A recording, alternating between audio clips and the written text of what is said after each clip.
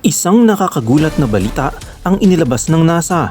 Isang malaking asteroid na tinawag na 2024 YRF ang may mas mataas na tsansang tumama sa ating planeta sa taong 2032. Ano ang epekto nito? Gaano ito kalaki? At paano tayo naghahanda laban dito? Yan ang pag-uusapan natin ngayon. Kaya siguraduhin mong panoorin ito hanggang dulo. Bago tayo magpatuloy, huwag kalimutang i-like, i-share at mag-comment sa ating video, i-subscribe ang ating channel at i-click ang notification bell para maging updated ka sa mga susunod nating mga videos. Ano nga ba ang babala ng NASA ngayong taong 2025? Ang asteroid na ito ay tinatayang may sukat na kasing laki ng Statue of Liberty sa New York o Big Ben sa London.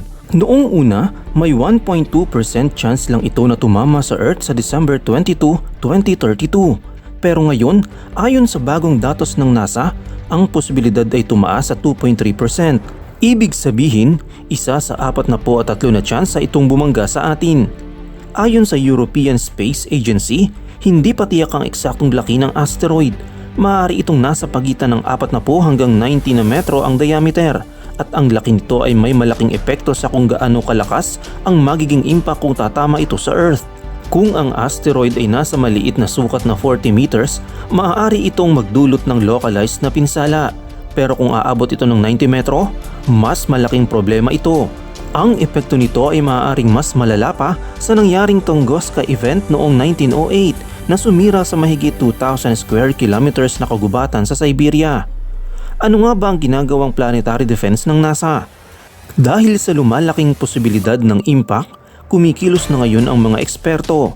Ang James Webb Space Telescope ay inatasang mag-obserba ng asteroid upang sukatin ng eksaktong laki at trajectory nito. May dalawang major observations ang nakatakda, isa sa Marso at isa sa Mayo, bago ito muling mawala sa ating visual range at babalik sa 2028.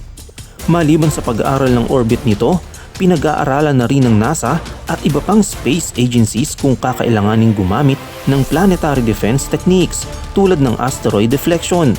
Maaaring gamitin ang DART o Double Asteroid Redirection Test technique kung saan babanggain ng spacecraft ang asteroid upang baguhin ang direksyon nito.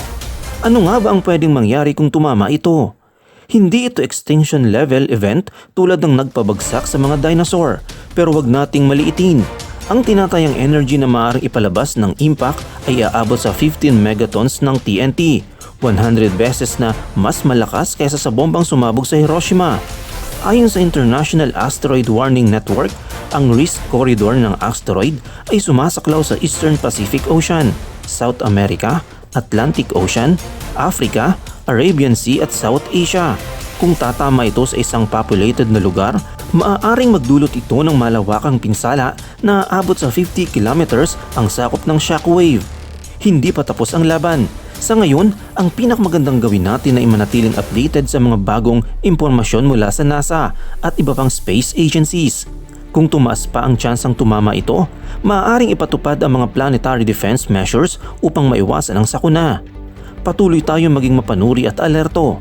I-share ang video na to para mas maraming tao ang makaalam tungkol sa posibleng banta ng asteroid na ito. Ano sa tingin nyo? Dapat ba tayong mag-alala o may tiwala kayo sa kakayahan ng mga eksperto na pigilan ang sakunang ito?